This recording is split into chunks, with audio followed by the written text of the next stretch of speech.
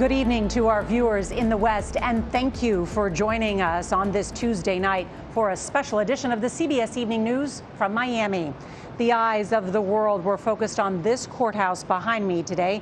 Former President Donald Trump appeared before a judge on federal charges. Tonight, Trump is addressing his supporters and will likely address today's historic events in a campaign-style speech at his Bedminster, New Jersey golf club. This afternoon, Trump was booked and arraigned on 37 criminal counts, including the willful retention of national defense information, making false statements, and conspiracy to obstruct justice. 31 of the counts are for violations of the Espionage Act. Inside the courthouse, Trump was fingerprinted and provided a DNA sample, but was spared getting a mugshot taken.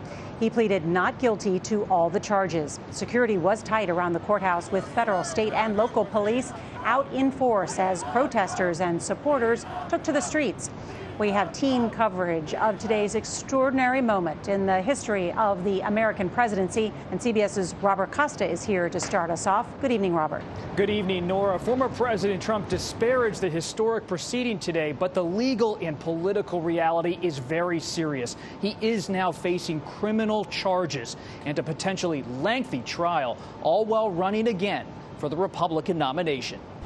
Former President Donald Trump made his way to the arraignment this afternoon, waving to the supporters who lined the route and passing a spectacle of onlookers, protesters, and police gathered outside the Miami federal courthouse.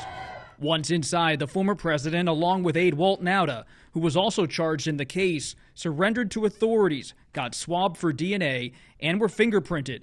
There was no mugshot taken, and Trump was allowed to hold on to his passport.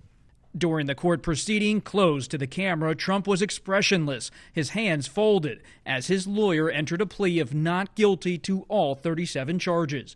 The former president emerged defiant and spoke to supporters back at his New Jersey golf club. Today we witnessed the most evil and heinous abuse of power in the history of our country. I had every right to have these documents. But Trump now faces serious charges, including illegally hoarding classified documents at his Florida estate that could lead to 2 decades in prison.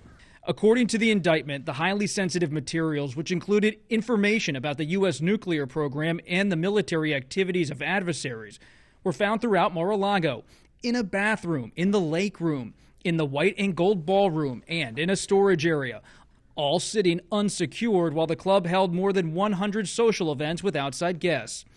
Trump remains the clear frontrunner for the Republican nomination, and many of his rivals have sided with the former president in blaming what he calls a politicized Department of Justice.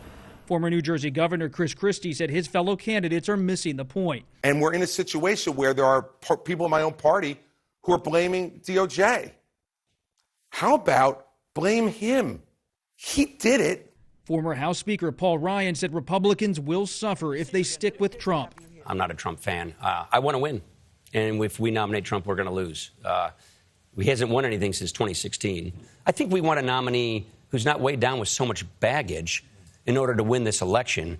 And it's really clear a lot of our suburban voters will not vote for Donald Trump.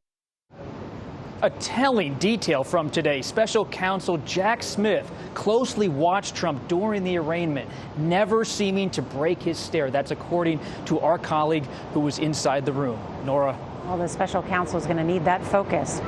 All right, Robert Costa, thank you.